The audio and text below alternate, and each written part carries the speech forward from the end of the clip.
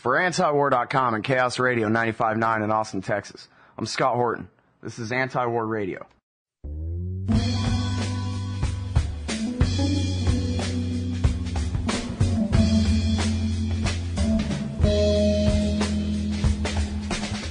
All right, so now to our next guest.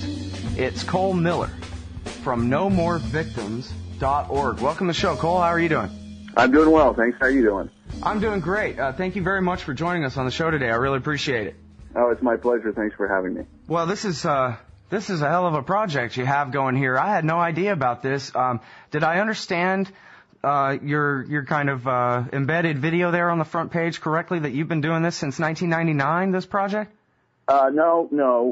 I've been doing it since 2002. Oh, since 2002. I guess. In anticipation of the war. I see.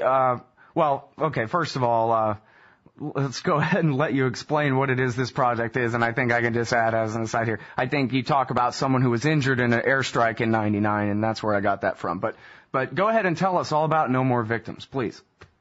Well, it started off when I was looking about for something to do, given the fact that, Iraq, this beleaguered, non-threatening population, was about to be assaulted by the United States.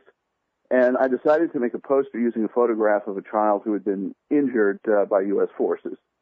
And I got in touch actually with somebody from Austin who you may know, Alan Pogue. Now, I don't know him. You don't know him? Well, he's a great documentary photographer, and he's a member of Veterans for Peace. He's a Vietnam combat vet.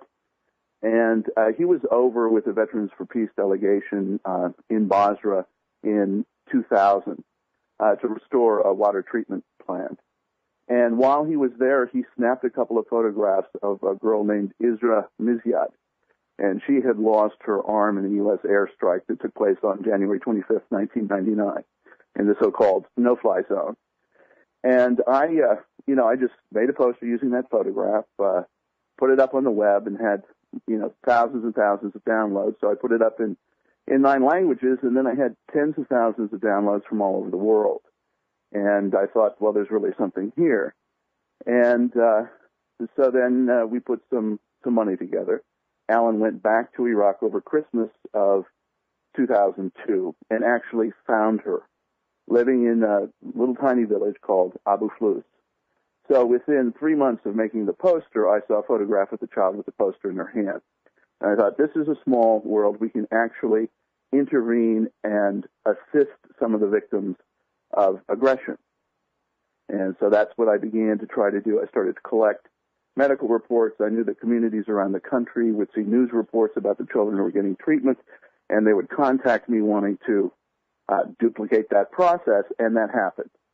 And so now we've done 12 evacuations. We brought 10 different children to the United States for medical care.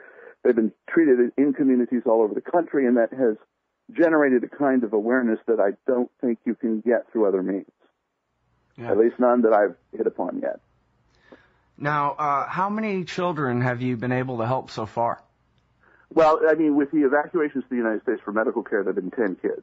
All of them were hurt, some of them very severely, by U.S. forces and U.S. military operations in Iraq. We've also provided assistance, some surgeries in Jordan, and then some assistance in country for children whose injuries are beyond any kind of medical remedy, but have needs that aren't being met. Kids who need wheelchairs, kids who are paralyzed and need medical mattresses to reduce the incidence of bed sores, food, generators, heaters, stuff like that. Why don't you go through and tell us about some of these kids? I watched the video this morning that you have on the site there. Really powerful stuff. Well, the first little boy that we brought was a boy by the name of Mustafa Salah. And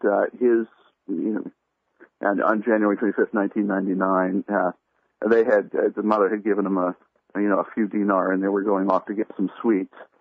And there was a U.S. airstrike, and his brother was killed. He was 6 years old. And Mustafa was riddled with shrapnel and lost part of his hand and part of his liver. When he came to the United States, he had 130 pieces of shrapnel in his body. So that micro shrapnel, but he was literally peppered all over his body. And obviously he's going to have to live with the consequences of that for the rest of his life. Isra lost her arm, and she was fitted with a prosthetic there in Houston, Texas. And Alan Pogue put much of that project together. Now, there was a little girl named Ala Khalid Hamdan, and she was 3 years old when it was on May the 3rd of 2005, and a U.S. tank round hit the family's home while the men were off at work. And her 2 brothers were killed. Her 3 cousins were killed, all children under the age of 10. Her aunt lost both of her legs, and her mother was blinded in one eye. And Allah was left with 11 pieces of microshrapnel in one eye and 17 pieces of microshrapnel in the other eye, and had 2 detached retinas. So she was blind when she got to the United States. And a highly skilled retinal surgeon in Florida extracted the microshrapnel, reattached the retinas, and now that child who would otherwise have been blind is learning how to read. Now, that happened because a 22-year-old law student by the name of Ashley Severance saw a news report about No More Victims, said she wanted to become involved because she had 2 kids of her own, and she wanted to help one of these kids, and she put together the medical piece of that. Now, the doctor said that the child was within a couple of weeks of permanently losing her eyesight because the microshrapnel was continuing to do nerve damage. So that was one of the children.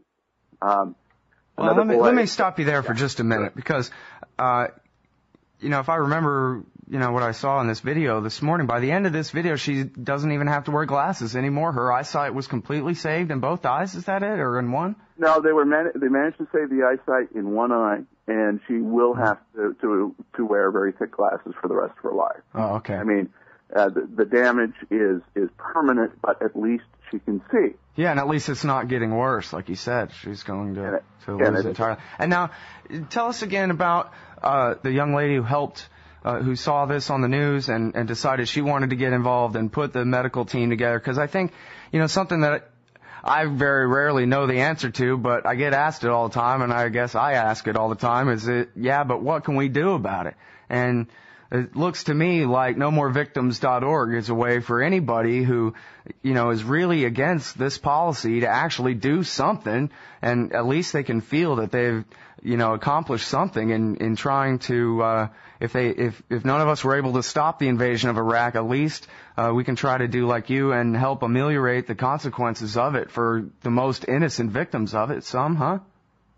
Sure. Well, Ashley Severance was then a 22-year-old law student. She's now a lawyer, and she had 2 kids of her own, and obviously, little money and little free time. But she just dedicated herself to helping this child, and she managed to do it. Once she had connected the child with care, pro bono care, I then implemented all the processes to get the child to the United States so that she could get access to that treatment. And I see this in really pretty simple terms. You live in Los Angeles now, right? Right.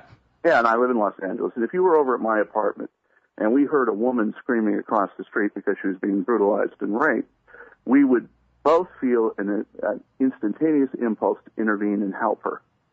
And the way I see this is that we have entire countries being raped, entire civilizations being raped. And what I want to do is awaken that impulse and then develop methods that permit its constructive expression. And this is what we came up with. Mm-hmm. Every child that comes to the United States brings a story with them. And those are the stories that we're not getting in the mainstream media. And I don't know how much time you're able to spend on the site, but we've actually gotten a lot of coverage for these children and their stories. And the parents get to say, this is what I came home and this is what I found. I mean, one particularly horrific example of it is Mustafa Abed. And on November 2nd of 2004, you remember we were gearing up for elections. Mm-hmm. Those farcical events that we have every 4 years here. Yeah. And this little kid, he was 1 year and 11 months old.